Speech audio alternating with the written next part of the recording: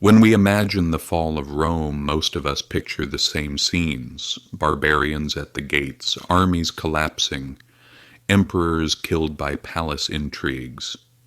But the truth is this: empires usually don't fall because of attacks from the outside. They collapse by rotting from within. And one of the quietest yet most destructive causes of that decay is almost always the same: money. Rome didn't fall only because of invasions. Its decline began when its currency collapsed. And this story is far more familiar than you might think. For centuries, Rome's economy rested on a single foundation: the denarius. This coin was nearly pure silver. Soldiers were paid with it. Merchants demanded it. Ordinary people saved their wealth in it. The denarius wasn't just money. It was trust.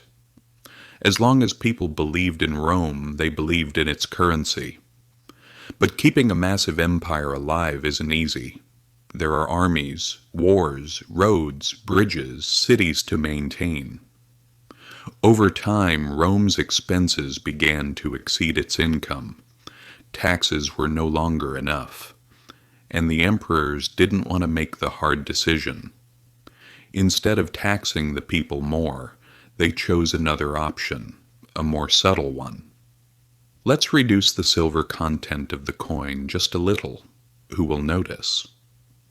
At first, no one did, but numbers don't lie. Under Emperor Augustus, the denarius was about 95% silver. Years passed. That number dropped to 50%, then below 10%. At some point, the coin contained more silver coating than actual silver, bronze beneath the surface. The money looked the same, but it wasn't the same anymore. And the moment people realized this, a chain reaction began. Prices surged. Wheat that once cost a single denarius now required dozens. Soldiers said, "We can't survive on this pay." Merchants said, "We won't accept this money." They demanded gold. They turned to barter. As money disappeared from circulation, the economy seized up. The emperors panicked, and like every panicked government, they made the wrong move. They printed more money. As the value fell, they increased the supply. But that wasn't pouring water on the fire. It was pouring gasoline on it. During Rome's darkest era, the 3rd century, emperors were assassinated within months, plagues spread, and trade collapsed. Yet behind all this chaos was the same core problem: a broken monetary system. One emperor even took things further. "I will decide the prices," he said. He imposed price ceilings on everything, from grain to wages. Those who disobeyed faced death. So what happened? The black market exploded. The official economy collapsed. Because laws cannot make worthless money valuable. Eventually, Rome abandoned the denarius. The gold solidus was introduced. There was some stability, but it was already too late. The Western Roman Empire had already rotted from within. So we have to stop and ask, is this just Rome's story? No. In the 1920s, Germany made the same mistake. It tried to pay its debts by printing money. A loaf of bread cost billions of marks. People carried their wages home in wheelbarrows.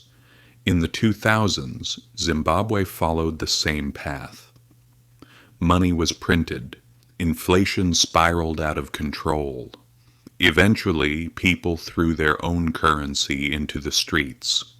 And let's be honest, are we really living in such a different world today? In 1971, the dollar was severed from gold. From that moment on, money was no longer backed by something tangible, only by trust. And history has shown us this again and again. When trust breaks, the system collapses. We may not carry money in wheelbarrows today, but our purchasing power is quietly eroding. We buy less with the same money. We struggle more with the same salary. That's how it began in Rome as well. No one woke up one morning and said, "The empire is finished." It happened slowly, silently, and then all at once it became inevitable. So the lesson is clear.